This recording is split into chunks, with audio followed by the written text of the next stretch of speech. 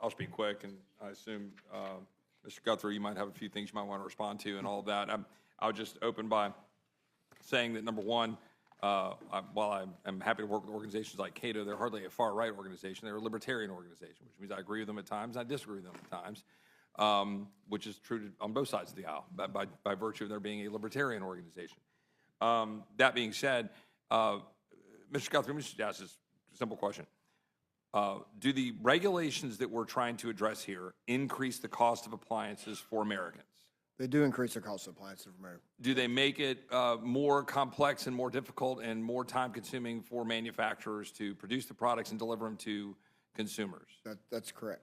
So is the objective to minimize that so that consumers can have more cost-effective products and manufacturers can produce them more easily and more readily?